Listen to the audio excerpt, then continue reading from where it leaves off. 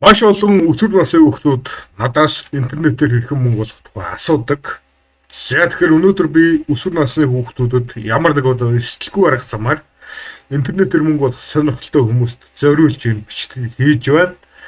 За ерөнхийдөө бол миний мэдгээр сард 10,000, 20,000, 30,000 Америк доллар олдог өсвөр насны хүүхдүүд бол зөндөө байгаа. YouTube дээр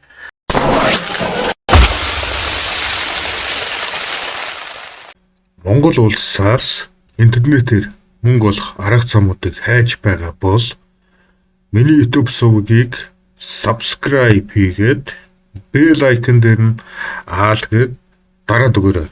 Энэ YouTube сувг дээр Монгол улсаас хэрхэн интернетээр мөнгө олох арга замуудыг судлаад бичлэг контент болгож хүргэдэг. За Монголд жишээ авч ярих юм бол Grimix гэдэг байна, Chami гэдэг байна. За тэгэхээр би та нарт яг одоо нэгэн жилийн дотор Grimix-ийн төвшөнд нэгэн жилийн дотор Chami-гийн төвшөнд хэрхэн очих гайхалтай нууцыг задлана. За тэр нэг юу гэхээр глобал YouTube сувг нээх хэрэгтэй. Тэгэд зөвхөн шинээр гарч байгаа тоглоомнуудын талаар контент хийдэг team YouTube сувгийг нээх хэрэгтэй. Яагаад вэ гэхээр энэ сард нээлттэй хийж байгаа зөвхөн шинээр гарч байгаа тоглоомнууд нээлттэй хийсэн хамгийн ихний өдрөө хамгийн өндөр хандлтыг авдаг. Тэгэхээр юу гэсэн үг вэ гэхээр чи хэн нэгэн хүнээс төрүүлээд дөнгөж нээлттэй хийж байгаа тоглоомны талаар бичлэг хийчих юм бол тэр тоглоомны талаар хайлт хийж байгаа бүхий л хүмүүс чиний бичлэгийг үзнэ гэсэн үг. Нэгэсэндээ чи хэрвээ амжилт олж чадах юм бол нэг өдрийн дотор бичлэгийг чинь 1 сая хүн үзэх бүрэн боломжтой байхгүй. За 1 сая хүн чиний бичлэгийг чи үзээд 101% нь subscribe хийлээ гэж бодоход ерөнхийдөө бол 10,000 subscribe тавьж чинь ердөөсөө нэг өдрийн дотор. За тэгэхээр ерөнхийдөө энэ аргаар нэгдүгээрт ер нь бол миний бодож байгаагаар хамгийн барьцтай арга нэг жилийн дотор 100,000 subscribe-тай болох хамгийн барьцтай арга. За одоо би та нарт энэ төлөвлөгөө хэрэгжүүлэхийн тулд яах ёстойг нь хэлж өгнө. Анхаарлаа маш сайн хандуулаарай. За нэгдүгээрт гэж хэлэхэд монголчууд зориулсан YouTube сувг нээж болохгүй. Яагаад гэвэл Монгол улс зөвхөн 3 сая хүн амтай. Хэрвээ чи монголчууд зориулсан гейминг YouTube сувг нээх юм бол ерөөдөө бол нэг 100,000 subscribe болох гэж хэрвээ азчин дарах юм бол нэг жилийн дотор 100,000 хүрч магадгүй. Ерөнхийдөө бол нэг 5-аас 6 жил орчим болох байх миний бодлоор. Тэгэхээр глобал YouTube сувг нээх хэрэгтэй. Глобал YouTube сувг гэдгээр юу хэлээд байгаа вэ гэхээр монгол хэлээр ярьдаггүй зөвхөн англи хэлээр ярьдаг эсвэл дуу оруулахгүй бичлэг хийдэг тийм YouTube сувгийг хэлж байгаа. За ерөнхийдөө YouTube чиний бичлэгийг чинь аль улсаас хүмүүс илүү удаан үзэж байгаа вэ гэдгийг нь хамгийн эхэлж харна.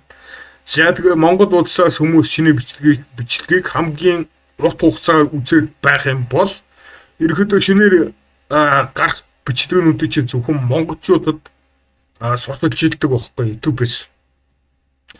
Тэгэхээр хэрвээ чи англи утсаар ярьдаг бусад орнуудаас хяналт авахыг хүсэж байвал зөвхөн англи хэл дээр эсвэл дуу оруулахгүй бичлэг хийх хэрэгтэй. Мэдээж Америкийн нэгдсэн улсад амьдардаг хүн мэдэхгүй улсын хэлээр бичлэгийг 5-6 минут үзнэ гэж байхгүй. Тийм биз? За шинээр гарч байгаа тоглоомнуудыг хаанаас олж болох вэ гэхээр Game Informer гэдэг вебсайт байдаг. Та нар Game Informer гэдэг вебсайт руу орох юм бол одоо жишээ нь одоо 6 сард одоо ямар тоглоомнууд нээлттэй их гэж байгаа ингээд харчиж болно. Ердөөсөө баг нэг 2-7 өдрийн дотор нээлттэй их гэж байгаа тоглоомнууд үнэ харагдаж байна. Тэгэхээр та нар яах вэ гэхээр энэчнээс ямар ч тоглоомынхоо нэрийг нь олж аваад тэгээд Steam дээр нэгдүгээр тэр тоглоомч нэттэй исэн байна үгүй юу гэдгийг шалгах хэрэгтэй. Нээлттэй их өдрний хязгаар гэдгийг мэдж авах хэрэгтэй. Энэ тоглоомны фан группүүд рүү н орох хэрэгтэй. За тэгээд бүхэн удаа мэдж авсныхаа дараагаар нээлттэй исэн хамгийн ихний өдөр нь бусдаас төрүүлж Steam дээр татж аваад шууд нээлттэй хийснийхэн дараагаар ердөөсөө 1 цагийн дотор бичлэг хийх хэрэгтэй. Тэгэх юм бол бусдаас төрүүлж чи бичлэг хийж чадхад юм бол тэр тоглоомны талаар хайлт хийж байгаа бүх хүмүүс чиний бичлэгийг үзнэ. Бараг бүгдээрээ. За энэ аргаар зөвхөн шинээр гарч байгаа тоглоомны талаар бичлэг энэ аргаар 10,000 subscribe-тай болох хэрэгтэй. Эхний ээлжинд тэгслэгээ дараагаар юу гэж болох вэ гэхээр чиний хийсэн бичлэгнүүдээс ч аль нэг нь хүмүүс илүү удаан үзэж байгааг нь анзаарах хэрэгтэй. Ямар тоглоомны талаар хийсэн бичлэгийг чи хүмүүс илүү олон хүн үзэж байна. Илүү олон хүмүүс одоо удаан хугацаагаар үзэж байна. Тэгэнгүүт нь яах вэ гэхээр тэр тоглоомыг нь цуврал болгох байхгүй.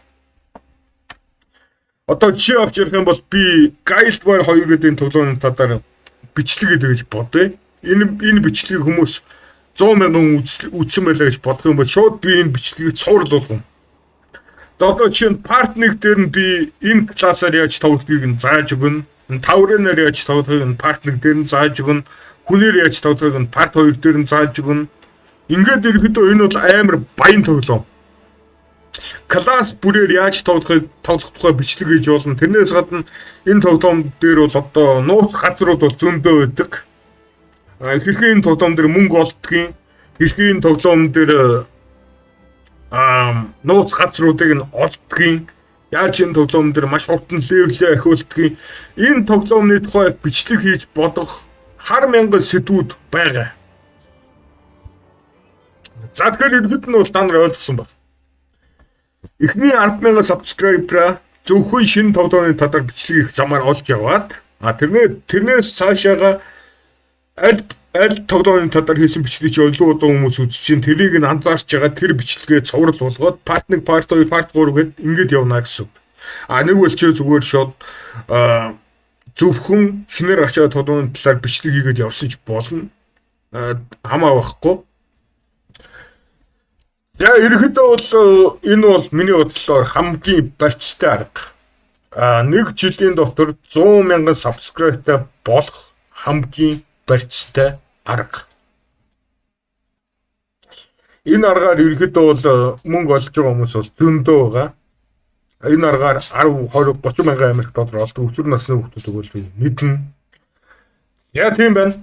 Тэрнээс гадна та нар гейминг YouTube сувгаас гадна одоо шинээр гарч байгаа утасны талаар технологийн талаар YouTube сувг нээсэн ч болно. Одоо чинь iPhone 16, iPhone 17 шинээр нэгдэж байгаа хятад брендийн утас ч юм уу те. Тиймэрхүү утаснуудын талаар танилцуулах бичлэг ирсэн ч болно. Гэхдээ тэр нэг жоохон хэцүү бах. Миний бодлоор. Утасны талаар бичлэг хийхэд тулд чи эхлээд тэр утасны тухай мэдээлэл олж авах хэрэгтэй. Тэгээд зарим тохиолдолд чам чи өөрөө тэр утсыг худалдаж авах шаардлагатай ч биш магадгүй. За тэгээд энэ арга бол 100% ямар ч эрсдэл байхгүй. Нэгдүгээрт ямар нэг одоо хөрөнгө оруулалт хийхгүй учраас эрсдэл бол байхгүй. Хоёрдугаарт зөвхөн тоглоомны талаар бичлэг хийж байгаа учраас ямар нэг одоо хууль зөрчсөн, дүрм зөрчсөн асуудал бол байхгүй.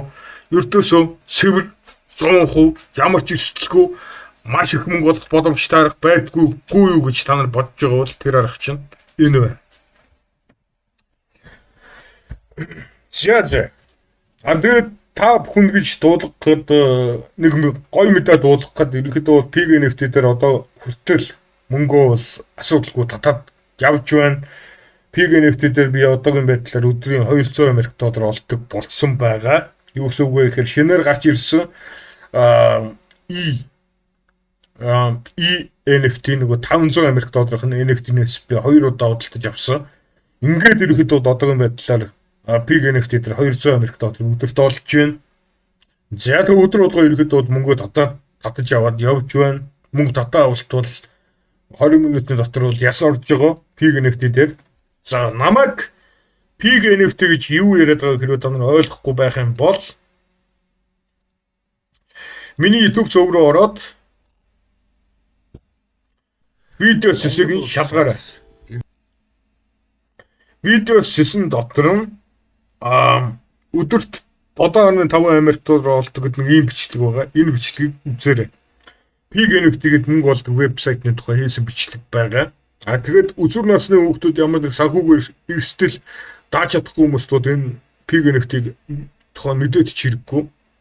Хэрвээ та нар санхүүгээр эрсдлээ дааж чадахгүй бол Pig NFT-тэй адилхан вебсайт руу ороод хэрэггүй шүү. За тэгээд дараагийн контентээр уулзцгаая. Peace. Монгол улсаас интернетээр мөнгө олох арга замуудыг хайж байгаа бол миний YouTube сувгийг subscribe хийгээд bell icon дээр нь аалгээд дараад өгөөрэй. Энэ YouTube сувг дээр Монгол улсаас хэрхэн интернетээр мөнгө олох арга замуудыг судлаад бичлэг контент болгож хүргэдэг.